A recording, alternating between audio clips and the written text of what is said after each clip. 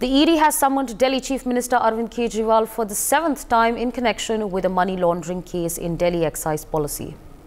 Earlier, the Delhi Chief Minister had skipped 6 ED summons, claiming that none of the summons follow legal procedure. The Aam Aadmi Party has meanwhile mounted an attack on the BJP, stating that the latter is quote-unquote misusing central agencies and taking revenge. Now, the big question is that will the Chief Minister appear before the ED this time, or will he directly appear before the Rouse Avenue Court directly on 6th of March? In fact, to give us more on this, my colleague Naveen Nishant joins us on the broadcast. Naveen, what is it looking like? Do we have an understanding on whether Delhi Chief Minister Arvind Kejriwal will appear before the ED this time? बिल्कुल देखिए, बता दें कि आज भी Arvind Kejriwal ED के समक्ष नहीं पेश हो रहे हैं। थोड़ी देर पहले अरविंद केजरीवाल ने ईडी को अपना जवाब भेजा है और उसमें उन्होंने साफ कहा है कि जब तक ये पूरा मामला कोर्ट में है तब तक जो ईडी का समन है उस पर अरविंद केजरीवाल पेश नहीं हो रहे, क्योंकि आम आदमी पार्टी और अरविंद केजरीवाल का कहना है कि अब ये पूरा मामला कोर्ट में है। 16 मार्च को इस पूरे मामले की कोर्ट में सुनवाई होनी है, तो ऐसे में ईडी की समन का कोई वैल्यू नहीं है। तो मतलब साफ है, अरविंद केजरीवाल आज भी यानी ईडी के 7वें समन पर भी अरविंद केजरीवाल आज पेश नहीं हो रहे हैं। अरविंद केजरीवाल का ये भी कहना है कि इंडिया गठबंधन को भी वो नहीं छोड़ने वाले हैं और साथ ही साथ देश के प्रधानमंत्री से भी उन्होंने अपील की है कि वो लोगों को डराना छोड़े। तो ये जवाब ईडी को भेजा गया है मुख्यमंत्री अरविंद केजरीवाल की तरफ से, यानी ये साफ है कि ईडी का 7वां समन है और 7वें समन पर भी आज मुख्यमंत्री अरविंद केजरीवाल ईडी के समक्ष पेश नहीं हो रहे हैं। उनका साफ जवाब है कि जबकि ये पूरा मामला कोर्ट में है तो कोर्ट के फैसले का ईडी को इंतजार करना चाहिए और समन को गैरकानूनी बताया है अभी के समय अरविंद केजरीवाल ने। तो निश्चित रूप से आज अरविंद केजरीवाल को सुबह 11 बजे ईडी के समन पर पेश होना था, पूछताछ में शामिल होना था, लेकिन अरविंद केजरीवाल ने आज ईडी के 7वें समन को भी स्किप किया है और ईडी के समन का जवाब भेजा है। All right, Naveen, with that, I'd like to thank you for joining us on the broadcast and sharing those details with our viewers. Let's, in fact, listen into some political reactions coming in.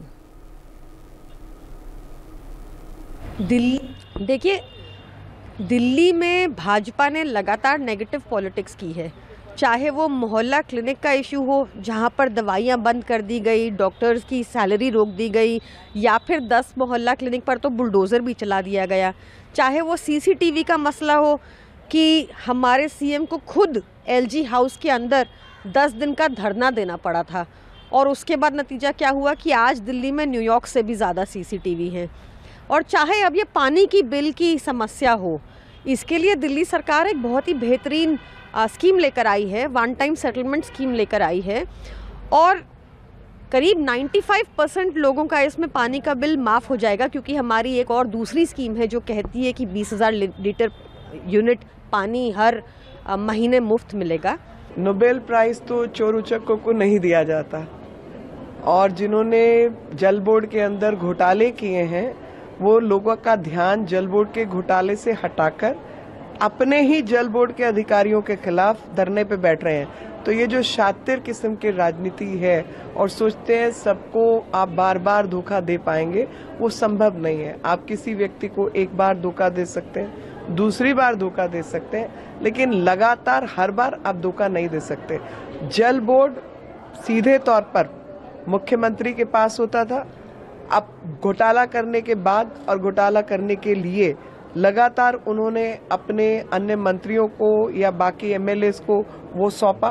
पहले बीच में वो सौरभ भारद्वाज जी के पास भी रहा, उनसे हटाकर सोमनाथ भारती को भी दिया, लेकिन हम अच्छी तरह जानते हैं कि इस सब के पीछे जो शातिर दिमाग काम कर रहा है वो कोई और नहीं, अरविंद केजरीवाल ही है।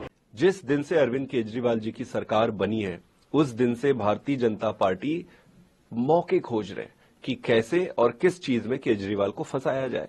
शुरू किया इन्होंने सारे काम को रोकने से, ये काम रोकने की कोशिश की, लेकिन केजरीवाल को काम कराना आता है। केजरीवाल अपने सारे काम कराते गया, डिले होता है, परेशानी होती है, लेकिन सारी परेशानियां केजरीवाल अपने सीने पे लेता है, जनता को परेशान होने नहीं देता है। बट अब देखो, बीजेपी एक एक करके एलजी के माध्यम से तकलीफें लाते जाते हैं दिल्ली को। वो भारतीय जनता पार्टी को दिल्ली का सुख देखा नहीं जाता है, वो दुखी करना चाहती है दिल्ली को। अंदर ही अंदर दिल्ली को देख के बीजेपी कुढ़ती है। क्यों? वो कहते हैं कि भाई तुम केजरीवाल को वोट क्यों देते हो? जलन है उनको, ईर्ष्या है। पानी वाला जो मैटर है, आप बताओ ऐसा कौन सा देश होगा जहां अपनी जनता के पानी को आप काटने या रोकने की कोशिश करोगे। For more such videos, subscribe to the NewsX YouTube channel, hit the bell icon.